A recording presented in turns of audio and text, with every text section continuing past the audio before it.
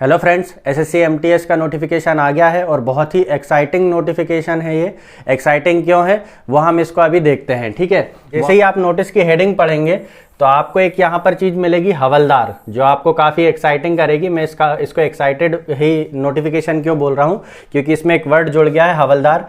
SSC ने पहली बार MTS की वैकेंसी के साथ हवलदार की वैकेंसी निकाली है और वो भी बहुत ही इंपॉर्टेंट डिपार्टमेंट है, CBIC central Board of income tax and customs, और ये है सेंट्रल ब्यूरो ऑफ नार्कोटिक्स। बहुत ही रेपुटेटेड डिपार्टमेंट्स हैं ये, और इसमें काम करने वालों की तो काफ़ी रेपुटेशन रहती है। आप किसी को भी बोल दोगे हम इनडायरेक्ट टैक्स या कस्टम डिपार्टमेंट से हैं तो उसकी तो वैसे ही हवा ढीली हो जाएगी, है ना।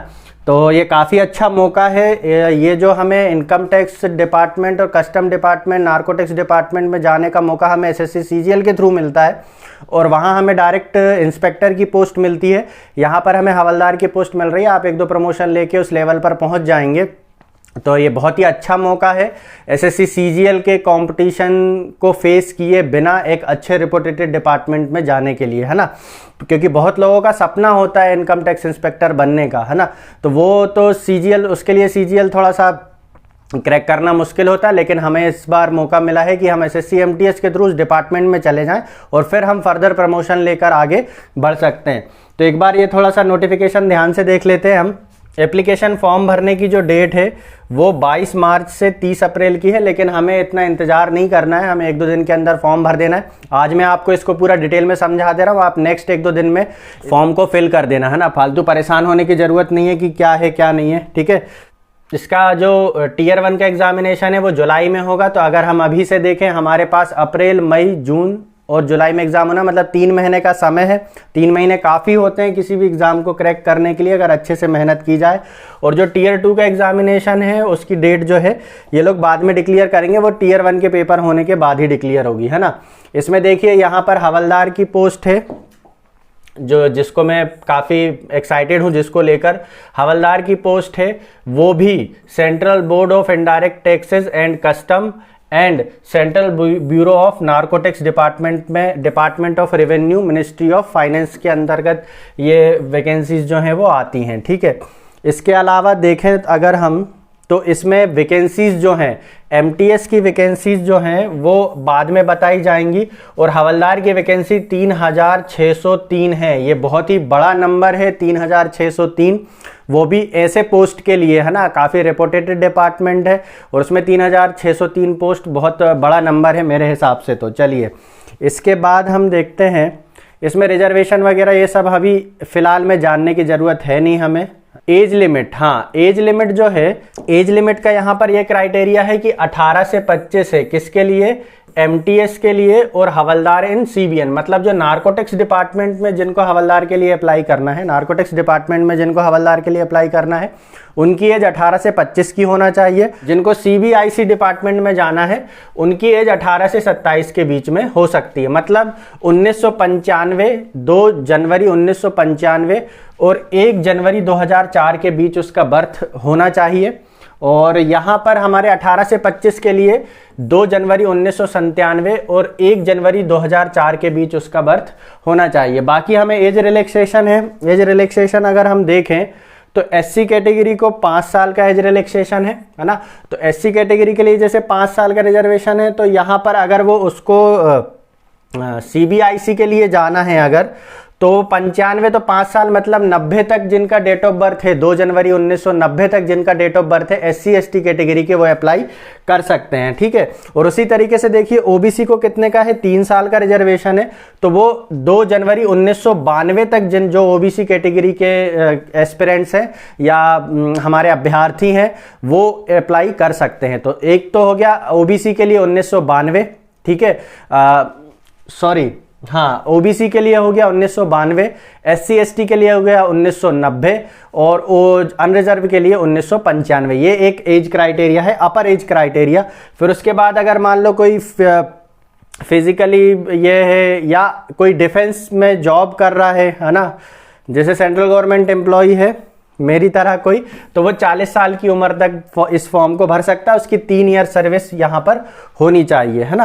तो सेंट्रल गवर्नमेंट जॉब एक बार मिल जाती है। देखिए यहाँ पर जिनका SC/ST के जो सेंट्रल गवर्नमेंट एम्प्लॉई हैं वो 45 साल की एज तक भर सकते हैं। तो आपको क्या है, सेंट्रल गवर्नमेंट एक बार जॉब मिल जाए तो आप उसके बाद एज से फ्री हो जाते हैं, आप कभी भी फॉर्म भर सकते हैं, कभी भी प्रिपरेशन शुरू करके अपना 1-1.5 साल के अंदर मेहनत करके जो आप जॉब चाहते हैं वो ले सकते हैं ना। तो एक बार सेंट्रल गवर्नमेंट जॉब में जाने का एक यही अच्छा है। हाँ, एसेंशियल क्वालिफिकेशन जो है वो हमारी 30 अप्रैल 2022 को, मतलब बंदा 30 अप्रैल 2022 को मैट्रिकुलेशन एग्जामिनेशन क्या होना चाहिए, पास हो जाना चाहिए। मतलब उसके बोर्ड ने उसका एग्जाम का रिजल्ट जो है वो डिक्लेयर कर दिया। उसके बाद आपको हाउ टू अप्लाई कैसे अप्लाई करना है, आपको ssc.nic.in में जाना है, ठीक है, वहां से आपको करना है। और इसके बाद ये सबसे इंपॉर्टेंट, इस बार इन्होंने फोटो पर बहुत ज़्यादा फोकस किया है, क्योंकि बहुत सारे फॉर्म जो है वो फोटो की वजह से रिजेक्ट हो रहे हैं। तो फोटो के लिए उन्होंने बता दिया कि 20 से 50 KB के बीच का आपका फोटो होना चाहिए और 3 महीने से ज़्यादा पुराना नहीं होना चाहिए। Not be more than 3 months old from the date of publication of the notification of the examination। मतलब ये जो नोटिफिकेशन जारी हुआ है, मतलब कल की डेट पे ये नोटिफिकेशन जारी हुआ है, तो कल से 3 महीने पुरानी फोटो जो है नहीं होना चाहिए। और जो इसकी डायमेंशन है वो 3.5 बाई 4.5 सेंटीमीटर की इसकी डायमेंशन होनी चाहिए। इसके बाद photograph should not be without cap, मतलब फोटोग्राफ जो है वो बिना टोपी के होना चाहिए, बिना चश्मे के होना चाहिए, और जो फ्रंट फेशियल व्यू होना चाहिए क्लियरली विजिबल होना चाहिए, साफ साफ आपका चेहरा फोटो में दिखाई देना चाहिए। उसमें नीचे अभी लगे हुए हैं सैंपल, वो हम देख लेंगे। यहाँ पर इन्होंने एक बार फिर बोल दिया है यहाँ पर कि भाई कैंडिडेट का जो इंटरेस्ट, मतलब कैंडिडेट को पॉसिबिलिटी ऑफ डिसकनेक्शन और इनएबिलिटी और failure to log in the SSC website, है ना, ये सब चीज़ों से बचने के लिए फॉर्म को आप समय रहते भर लें। तो मैं तो आपको यही एडवाइस करूंगा, आप ये मेरा नोटिफिकेशन पूरा अच्छे से देख लीजिए और कल या परसों में फॉर्म भर दीजिए। मेरा व्हाट्सएप नंबर मैं अपने थंबनेल में नोट करा दूंगा, वहां पर आपको कोई भी डाउट आता है फॉर्म भरने में किसी भी चीज़ के रिगार्डिंग इस वैकेंसी के, तो आप मुझे कॉल कर सकते हैं या मुझे व्हाट्सएप पे मैसेज कर सकते हैं, ठीक है। यहाँ पर एक एडवाइस ये भी दी गई है कि आप एग्जाम में फॉर्म फाइनल सबमिट करने से पहले उसका प्रीव्यू ले लें, प्रिंट ऑप्शन से उसको पूरा अच्छे से देख लें और उसके बाद कर लें। इसकी एप्लीकेशन फ़ीस जो है वो 100 रुपये है, ठीक है, और वुमेन कैंडिडेट और SC/ST कैंडिडेट्स के लिए कोई भी फीस इसकी नहीं है। तो सिर्फ 100 रुपये नॉमिनल फ़ीस है, कोई भी दे सकता है, ठीक है। उसके बाद यहाँ पर आ जाए विंडो करेक्शन के लिए, इन्होंने अभी इस बार फिर से करेक्शन के लिए दे रहा है कि 5 मई से 9 मई के बीच में करेक्शन के लिए एक बार विंडो ओपन होगी। एक बार फिर से SSC की साइट में 5 मई से 9 मई के बीच में ये फॉर्म आएगा। वहाँ पर अगर आपको कुछ फीस पेड करके वहाँ पे अगर आपको कोई करेक्शन करना है तो आप करेक्शन कर सकते हैं, ठीक है। चलिए नेक्स्ट देखते हैं जो हमारे लिए इम्पोर्टेंट पॉइंट है अभी फ़िलहाल में, क्योंकि सेंटर वगैरह तो आप देख लीजिएगा, है ना, सेंटर उतना कोई ख़ास नहीं है। आप एग्ज़ाम कंडक्ट करा, हम तो कहीं भी देने को तैयार हैं, अभी के बच्चों का ये है, ठीक है। चलिए नेक्स्ट है, वैसे भी सेंटर बहुत सारे हैं, सेंटर की तो कोई उतनी प्रॉब्लम नहीं आती। अब यहाँ पे हम स्कीम ऑफ एग्जामिनेशन समझ लेते हैं। पेपर कैसा होगा, कंप्यूटर बेस्ड एग्जामिनेशन होगा, ठीक है, कंप्यूटर बेस्ड एग्जामिनेशन होगा। इसमें 4 सेक्शन होंगे, general English, general intelligence and reasoning, numerical aptitude और जनरल अवेयरनेस, है ना। सभी के 25-25 क्वेश्चन आएंगे, 25-25 नंबर के, तो मतलब टोटल 100 क्वेश्चन होंगे 100 नंबर के, ठीक है। और 90 मिनट का समय हमें यहाँ पर दिया जाएगा। तो इंपॉर्टेंट बात यह है कि 90 मिनट का समय दिया जाएगा। CHSL और CGL में जो Tier 1 होता है उसमें 60 मिनट का टाइम यहाँ पर हमें दिया जाता है। तो यहाँ पे एक एडवांटेज ये है कि 90 मिनट का समय दिया जाएगा। ऑब्जेक्टिव टाइप का क्वेश्चन होगा, है ना। नेगेटिव मार्किंग होगी 0.25 मार्क्स की, है ना। मतलब आप अगर यदि एक क्वेश्चन गलत करते हैं तो आपका 0.25 मार्क्स जो है वो कट जाएगा। तो यहाँ पर आपको ध्यान देना है कि नेगेटिव मार्किंग है यहाँ पर, ठीक है। उसके बाद एक डिस्क्रिप्टिव पेपर होगा। जो बच्चे Tier 1 में क्वालिफाई हो जाएंगे उनको डिस्क्रिप्टिव पेपर देना पड़ेगा। 25+25 का एक शॉर्ट ऐसे आएगा और एक लेटर आएगा। जो 8 लैंग्वेज दी गई हुई हैं यहाँ पर, हिंदी, इंग्लिश और भी तमिल वगैरह है, उन लैंग्वेज में से किसी एक को चूज करके आपको एक ऐसे लिखना है और एक लेटर लिखना है। इसमें 45 मिनट्स दिए जाएंगे आपको, ठीक है। और वहाँ पे जो स्कोर करोगे आप वो उसमें काउंट होगा, ठीक है। उसके बाद ये यहाँ पे उसका डिटेल सिलेबस दिया हुआ है। तो डिटेल सिलेबस वगैरह देखने से अच्छा है कि हम पिछले साल के 1-2 पेपर उठा के देख लें, उससे हमें आइडिया लग जाता है कि किस रेंज पे इनके क्वेश्चंस जो हैं वो जाते हैं। अब ये एक इम्पॉर्टेंट चीज़ है जो अभी तक एसएससी के जो नोटिफिकेशंस होते हैं उनमें हमें नहीं मिलती। अभी तक जो हम जानकारी देखते आए हैं वो सारी हमें एसएससी के हर नोटिफिकेशन में देखने को मिलती है, लेकिन ये वैकेंसी हवलदार की पहली बार आई है।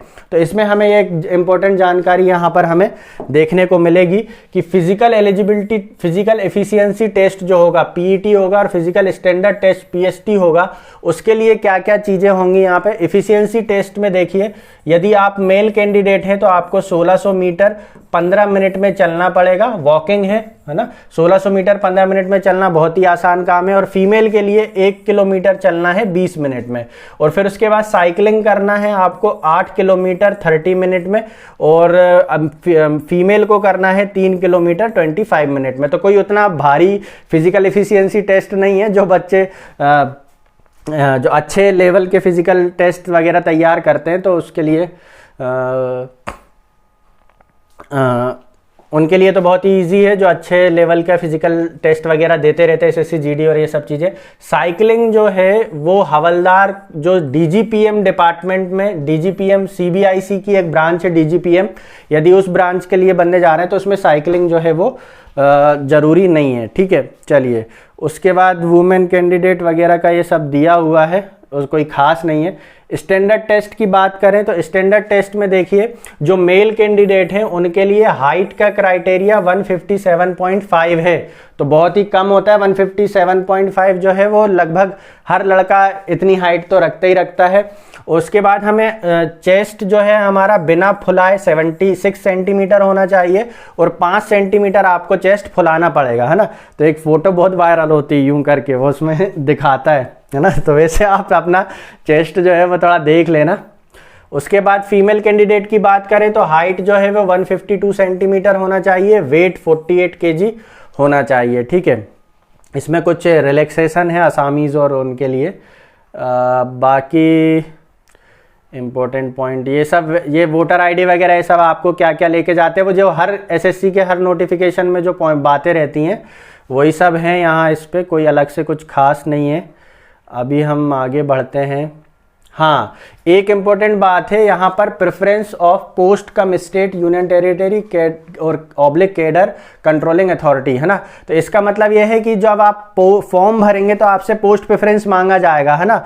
तो आप इसमें क्या करना कि जिस भी पोस्ट प्रेफरेंस के लिए आप एक बार टिक कर दोगे, उसके अलावा आपको कोई अदर पोस्ट पे आप उस अदर पोस्ट के लिए एलिजिबल नहीं रहोगे, है ना। तो मेरी तो आपको यही एडवाइस है कि आप तो सभी के लिए टिक कर देना, ताकि एलिजिबिलिटी हमारी बनी रहे। फिर करना नहीं करना, जाना नहीं जाना एक अलग मैटर हो जाता है। तो सबसे पहले तो हम क्या करें कि हम एग्जाम क्वालिफाई करें, तो हर पोस्ट के लिए आप फिल कर देना, हर स्टेट यूनियन टेरिटरी के लिए आप अप्लाई कर देना। ठीक है, तो ताकि आपकी एलिजिबिलिटी बनी रहे, है ना। नहीं तो आप क्या हुआ, पता चला कि जैसे मान लो कोई यूपी का बंदा, उसने यूपी बस टिक किया, अब पता चला यूपी का कट ऑफ थोड़ा हाई चला गया, तो वहाँ पे आपको मिलेगा नहीं, है ना। तो अगर जिसको बहुत ही ज़्यादा नौकरी की ज़रूरत है, मैं आपको एक एडवाइस दूंगा कि आप अंडमान निकोबार और नागालैंड और इस टाइप के जो स्टेट हैं आप उनके लिए टिक कर दीजिए। वहाँ का कट ऑफ सबसे कम जाता है, साउथ का भी थोड़ा सा कट ऑफ कम ही रहता है। और इसमें कस्टम डिपार्टमेंट्स में तो वैसे भी साउथ के लिए त्रिवेंद्रपुरम है, चेन्नई है, वहाँ पे पोस्ट हैं, अभी हम देखेंगे उनको। चलिए नेक्स्ट देखते हैं हम इसमें क्या है पॉइंट। यहाँ पर देखिए इन्होंने फिर एक बार बिल्कुल बोल्ड में लिख दिया है कि candidate are advised in their own interest to submit online application much before the closing date, है ना। मतलब आप क्लोजिंग डेट के बहुत पहले ही इस फॉर्म को सबमिट कर दीजिए, इसी में आपकी भलाई है ना, ये कहना चाह रहे हैं ये लोग। और सही बात भी है, क्योंकि एसएससी की वेबसाइट जो है वो बहुत ही आखिरी में आके बहुत ही ख़राब चलती है। यहाँ पर फोटो जो है, फोटो का देखिए, यहाँ पर फोटो का साफ दिख रहा है कि एक्स्ट्रा कलर वाली फोटो नहीं होना चाहिए, कैप लगा हुआ फोटो नहीं होना चाहिए, छोटा मतलब एकदम केवल आंख और ये सब दिख रहा, प्रॉपर फोटो नहीं दिख रही है, इस टाइप की फोटो नहीं होना चाहिए। ठीक है, ब्लर फोटो नहीं होना चाहिए, इन्वर्टेड फोटो नहीं होना चाहिए। ठीक है, और चश्मे के साथ फोटो नहीं होना चाहिए, जैसे ये चश्मे वाली फोटो है। ठीक है, डार्क फोटो नहीं होना चाहिए, उल्टी फोटो नहीं होना चाहिए, इस टाइप की फोटो जो है नहीं होना चाहिए। सारी क्या है, ये ब्लर टाइप की फोटो है, ऐसी ब्लर जैसी फोटो जो है नहीं होना चाहिए, है ना। इन्वर्टेड मतलब उल्टी फोटो नहीं होना चाहिए, कई बार उल्टी फोटो अपलोड कर देते हैं, ठीक है। फेसिंग साइडवेज मतलब हीरो स्टाइल में ऐसे ऐसे देख के फोटो मत खिंचाना, छोटी सी फोटो मत अपलोड कर देना। कई बार क्या करते हैं हम एडिट करते टाइम पे उसका केवी कम करने के लिए फोटो को बहुत छोटा कर देते हैं, फॉर्म हमारे रिजेक्ट हो जाते हैं, नहीं करना है, ठीक है। फिर उसके बाद ये सर्टिफिकेट वगैरह दिए हुए हैं। इस पे एक इम्पोर्टेंट बात अभी मेरे को जो बताना है, ये सब फालतू चीज़ें, मतलब फालतू क्या है तो काम की, लेकिन अभी फ़िलहाल में इनकी उतनी ज़रूरत नहीं है आपको पढ़ने के लिए। आप जो इम्पोर्टेंट बातें हैं वो जान लीजिए और अपना फॉर्म फिलअप कर दीजिए, है ना। सबसे पहले जो जानकारी आपको जानना ज़रूरी है फॉर्म भरने से पहले वो मैं आपको बता दे रहा हूँ। यहाँ पर देखिए इम्पोर्टेंट जानकारी है, डिटेल ऑफ वैकेंसीज़ की है, ये बहुत इंपॉर्टेंट है, आपको प्रेफरेंस भरते टाइम ये देखना पड़ेगा। जैसे यहाँ पर देखिए बेंगलोर में अनरिजर्व की 67 वैकेंसी है, हवलदार एंड CBIC एंड CBN, है ना। जैसे अनरिजर्व की 67 है, SC की 23, ST की 13, OBC की 14,500, EWS एक्स सर्विसमैन की भी काफ़ी अच्छी वैकेंसी आई हुई हैं। टोटल जैसे बेंगलोर में 165 वैकेंसीज हैं, ठीक है। उसके बाद अगर अपन देखें जैसे MP की बात करें तो MP में अनरिजर्व की 20 है, SC की 7 है, ST की 2 हैं, OBC की 12 हैं, EWS की 5 है और टोटल कितनी है 46। लेकिन इसका मतलब ये नहीं है कि भोपाल के केवल हम भोपाल को मतलब हम MP वाले हैं तो केवल हम 46 वैकेंसीज के लिए फाइट करेंगे। आप कहीं पर भी डाल सकते हो, किसी भी स्टेट और किसी भी यूनियन टेरिटरी के लिए, किसी भी प्लेस के लिए आप अपनी यहाँ पे वैकेंसी फिल कर सकते हो। तो ये इंपॉर्टेंट जानकारी थी इस नोटिफिकेशन के लिए और बहुत ही अच्छी वैकेंसी है। हवलदार की पोस्ट मिलना है income tax and custom department और सेंट्रल ब्यूरो ऑफ नार्कोटिक्स में, है ना। तो सबसे इम्पोर्टेंट मेरे लिए इस नोटिफिकेशन में हवलदार की पोस्ट के लिए है और आप इसमें प्रमोशन लेके आप आगे बढ़ सकते हैं, इंस्पेक्टर तक की पोस्ट ले सकते हैं। तो एक अच्छा मौका है एक अच्छी रेपुटेटेड जॉब को लेने के लिए, एक छोटे एग्जाम को क्रैक करके एक अच्छे डिपार्टमेंट में जाके वहाँ फर्दर प्रमोशन लेके एक अच्छी पोस्ट में पहुँचने के लिए कि ये अच्छा नोटिफिकेशन है। तो आई होप कि आपको जानकारी समझ में आ गई होगी और यदि आपको कोई डाउट है तो आप मुझे मेरे नंबर पे व्हाट्सएप पे मैसेज कर सकते हैं, मैं आपके सारे डाउट क्लियर कर दूंगा। Thank you.